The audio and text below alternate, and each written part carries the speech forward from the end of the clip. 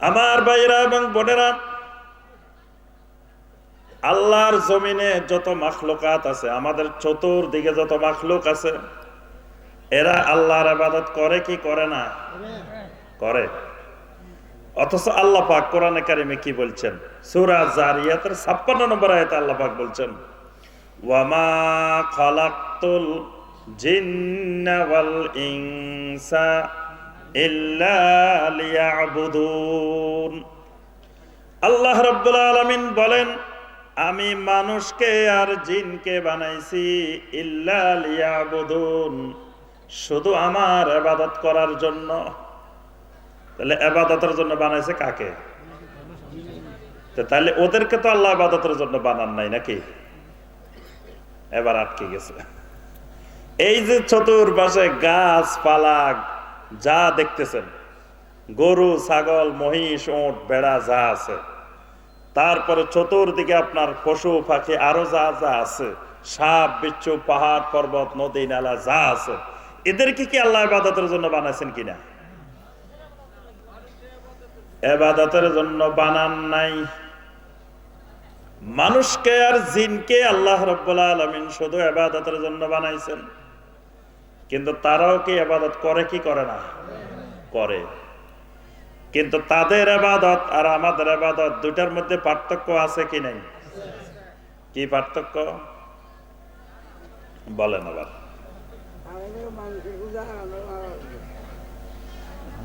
তারাও আল্লাহর ইবাদত করে, আল্লাহর পূজাই করে, গাছপালা আল্লাহর ইবাদত করে। কোরআনে আল্লাহ সরাসরি বলছেন, ওয়ান নাজমু ওয়াশ শাজারু ইয়াসজুদান। কোন সূরা?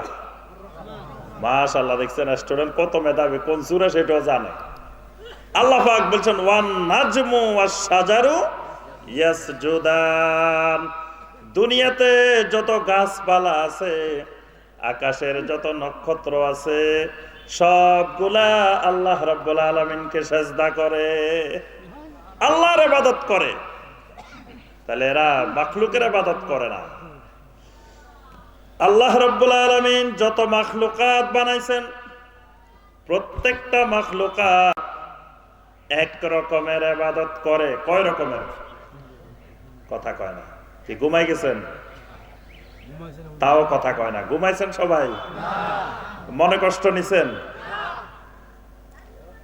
তাহলে কথা বলেন না। যে আল্লাহ রাব্বুল আলামিন যত মাখলুকাত বানাইছেন, সবগুলাকে বানাইছেন এক রকমের ইবাদত করার জন্য। এজন্য চতুর্দিকে তাকাইলে একটা জিনিস গভীরভাবে লক্ষ্য করলে দেখবেন, আল্লাহর জমিনে কিছু কিছু মাখলুকাত রাব্বুল আলামিন বানাইছেন, জন্ম থেকে শুরু করে মৃত্যু পর্যন্ত শুধু দাঁড়ায় দাঁড়ায় ইবাদত করে। দেখছেন না?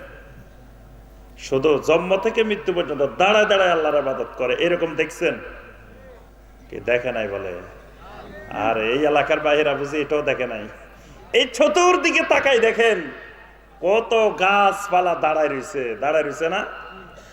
এগুলা জন্ম থেকে শুরু করে মৃত্যু পর্যন্ত শুধু দাঁড়ায় দাঁড়ায় ইবাদত করে। একটা রুকুও করতে পারে না, একটা সাজদাও করতে পারে না, একটা বৈঠকও করতে পারে না, শুধু কিয়াম করে, শুধু কিয়াম। দাঁড়ানো অবস্থায় দাঁড়িয়ে দাঁড়িয়ে আল্লাহর জিকির করে, সুবহানাল্লাহি ওয়া বিহামদিহি সুবহানাল্লাহিল আযীম।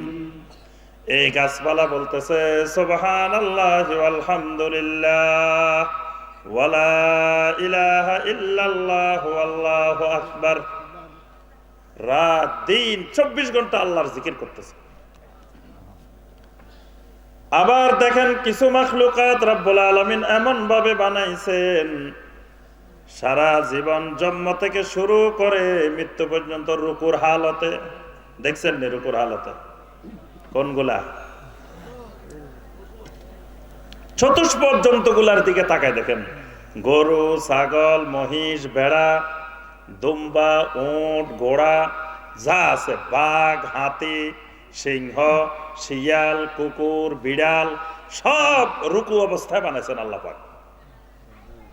জন্ম থেকে শুরু করে মৃত্যু পর্যন্ত আল্লাহর জিকির করে, আল্লাহর ইবাদত করে রুকুর হালতে। জীবনে কিয়াম করতে পারে না, গরু কোনোদিন দাঁড়ায় ইবাদত করতে দেখছেন? হাত তুলে দিছে, হাত তুলে একবার সোজা হয়ে দাঁড়াই ইবাদত করতে দেখছেন? অথবা আত্তাহিয়াতু সূরাতে বসতে দেখছেন? তাহলে সারা জীবন রব্বুল আলামিন রাখছেন কি হালতে? রুকুর হালতে। আরেক ধরনের মাখলুকাত রব্বুল আলামিন বানাইছেন, জন্ম থেকে শুরু করে মৃত্যু পর্যন্ত সেজদার হালতে। এগুলা দেখছেন? কোনগুলা?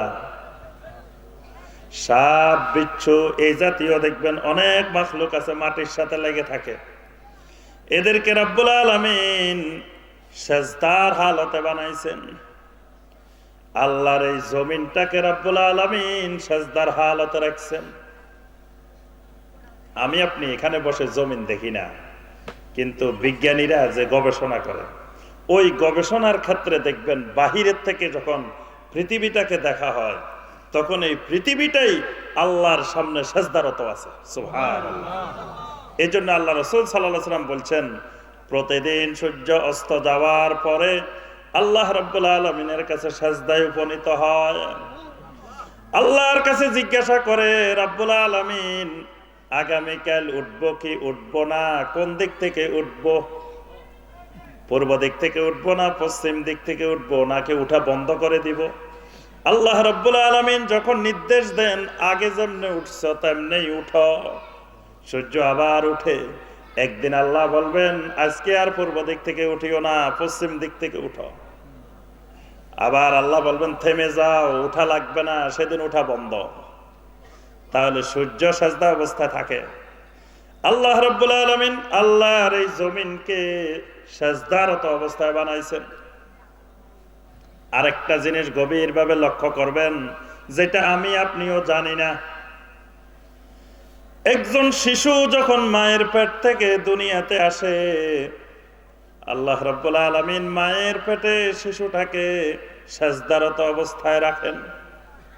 এবং প্রত্যেকটা শিশু যখন জমিনে আসে মায়ের পেট থেকে, তখন সাজদারত অবস্থায় শিশুটা দুনিয়ায় আসে।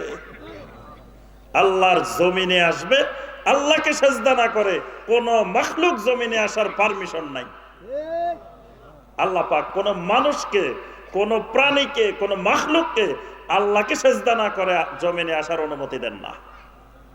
আমি আপনি প্রত্যেকেই মায়ের পেট থেকে যখন দুনিয়াতে আসছি, সাজদারত অবস্থায় আসছি।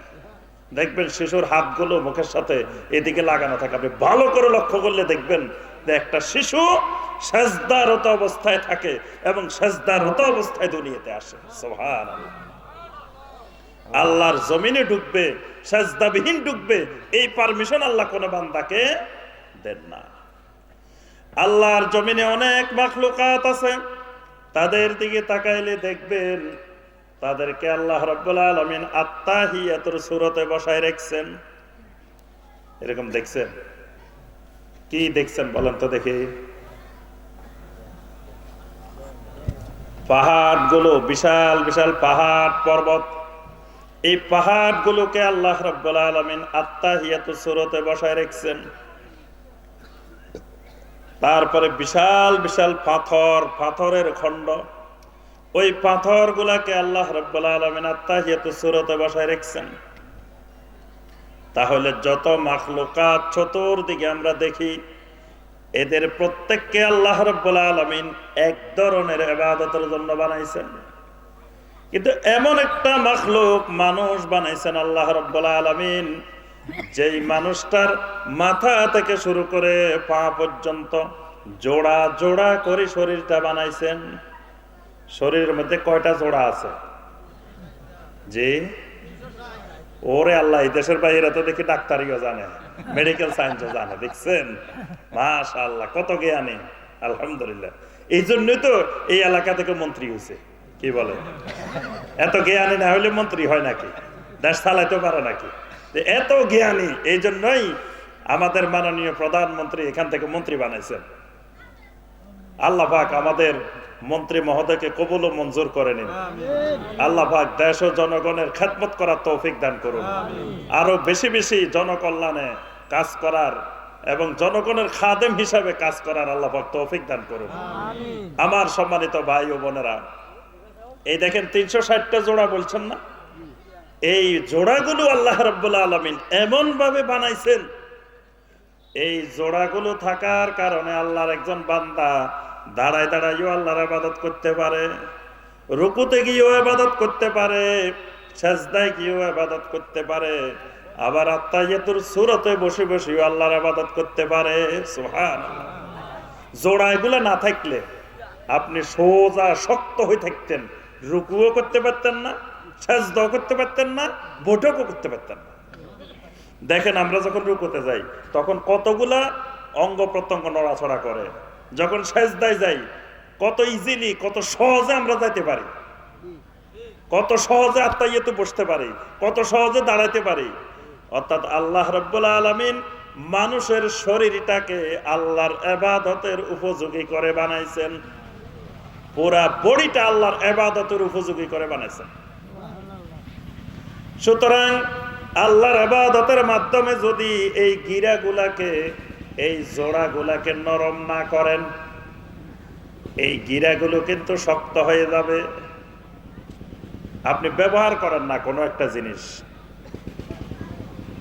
ওই জিনিসের মধ্যে জং ধরে না, ঠিক একইভাবে এই জোড়াগুলো, এই গিরাগুলোকে যদি আল্লাহর ইবাদতের জন্য ব্যবহার না করি, যদি আল্লাহকে সিজদা না করি, আল্লাহকে রুকু না করি, আল্লাহর ইবাদত না করি, দেখবেন আস্তে আস্তে এই গিরাগুলো, জোড়াগুলো শক্ত হয়ে যাবে।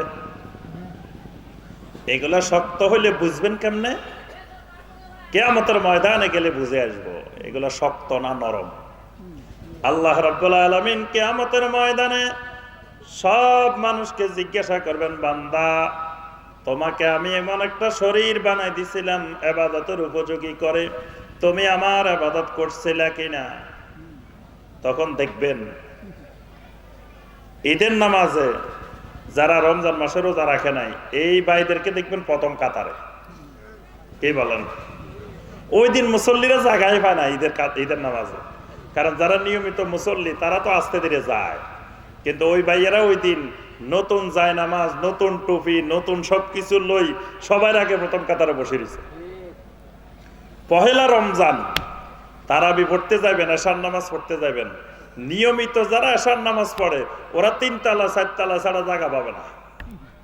আমরা তো ইমামতি করি, আমাদের অভিজ্ঞতা হয়েছে না, যে দেখি যে আল্লাহু আকবার, আজকে এমন নতুন নতুন মুসল্লি ভাই নিচতলা একবার আজানের আগে ভর্তি, দোতলা ভর্তি, এখন ওই নিয়মিত মুসল্লিরা 3 তালা 4 তালায়।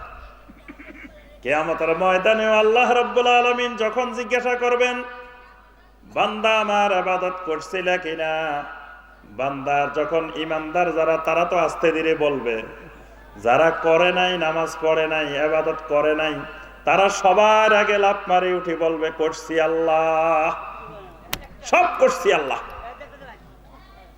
আমরা না করলে করছে কে? মানে মিথ্যা কথা। আল্লাহ রাব্বুল আলামিন বলবেন, বান্দা ঠিক আছে, জমিনে অনেক ইবাদত করছো, অনেক সাজদা করছো আমাকে, আজকে শুধু একটা সাজদা করে আমাকে দেখায় দাও, একটা সাজদা করে, বেশি দরকার নেই, বাস এক সাজদার মাধ্যমে পরীক্ষা নিরীক্ষা সব কমপ্লিট। ইমানদার বান্দারা আল্লাহু আকবার বলে সাজদায় চলে যাবে, কারণ সাজদা করতে করতে সাজদার অঙ্গ প্রত্যঙ্গ গুলা নরম হয়ে গেছে। এখন আল্লাহু আকবার কই সুন্দর করে কিয়ামতের ময়দানে সাজদায় চলে গেছে। যাদের গুলো শক্ত নরম বানায় নাই, নামাজ পড়ে নাই, সাজদা করে নাই, এখন কিয়ামতের ময়দানে চেষ্টা করে খালি সাজদা করব, কিন্তু নরম হয় না। গিরা শক্ত হয়ে রয়েছে, কোমর শক্ত হয়ে রয়েছে, হাত শক্ত হয়ে রয়েছে, সামনের দিকে যায় না। না যাওয়ার কারণে চেষ্টা করতে করতে অনেকক্ষণ পরে এত জোরে চেষ্টা করবে, মাথা চলে যাবে নিচের দিকে, পা চলে যাবে উপরের দিকে, তবুও আল্লাহকে সাজদা করি তো দেখাইতে হবে। তাদের কথা হলো যে কোনো উপায় না দেখাইলে তো ধরা খাই যাবো। কি বলেন? মিথ্যা কথা বলছি, সোরা কথা বলছি তো ধরা পড়ে যাবো, এই জন্য যে কোনো উপায়ে দেখাইতে হইব। তো দেখাইতে গেলে তখন মাথা নিচের দিকে, পা উপরের দিকে, আল্লাহ রাব্বুল আলামিন তখন ঘোষণা দিবেন, ইউরাফুল মুজরিমুনা বিসিমাহুম ফায়ুখাযু বিন নাওয়াসি ওয়াল আকদাম। আল্লাহ রাব্বুল আলামিন বলবেন, এদেরকে জাহান্নামে নিক্ষেপ করা হবে বিন নাওয়াসি ওয়াল আকদাম। নাওয়াসি বলা হয় সামনের দিকের চুলগুলা, মাথার সামনের দিকের চুল। এজন্য কাফেরদের বৈশিষ্ট্য হলো সামনের চুল এগুলা বড় থাকে, পিছনে ছোট থাকে। এখন দেখা যায় আমাদের দেশের মুসলমানেরা এমনি চুল কাটে, সামনের মাথার চুলগুলো বড় বড় রাখে, লম্বা লম্বা রাখে। আল্লাহ পাক বলছেন নাসিয়াতিন কাযিবাতিন খাতিয়া। কাফেরদের বৈশিষ্ট্য হলো সামনের নাসিয়া এগুলা লম্বা রাখে, কারণ লম্বা রাখলে এগুলা যদি টান দিতে জাহান্নামে ফেলতে সুবিধা হয়। বুঝতে পারছেন? সামনের চুল যদি লম্বা থাকে তাহলে দড়ি টান দিতে নিক্ষেপ করতে সুবিধা হয়। এগুলো ছোট্ট হইলে তো ধরা যায় না, তো এই জন্য জাহান্নামীদের নাসিয়া ধরা হবে, সামনের চুলগুলো ধরা হবে। ওয়াল আকদাম, পা ধরা হবে, পা ধরে আর এই নাসিয়া ধরে তাদেরকে জাহান্নামে নিক্ষেপ করা হবে। এই জন্য আমার ভাইয়েরা এবং বোনেরা, এগুলাকে একটু নরম বানাই, গিরাগুলাকে একটু নরম বানানোর চেষ্টা করি। দুনিয়াতে নরম বানাবো না, আখিরাতে নরম হবে না। এই জন্য আমরা দৈনিক 5 ওয়াক্ত নামাজ যে কোনো ভাবে যে কোনো উপায়ে আদায় করা দরকার আছে কি নাই?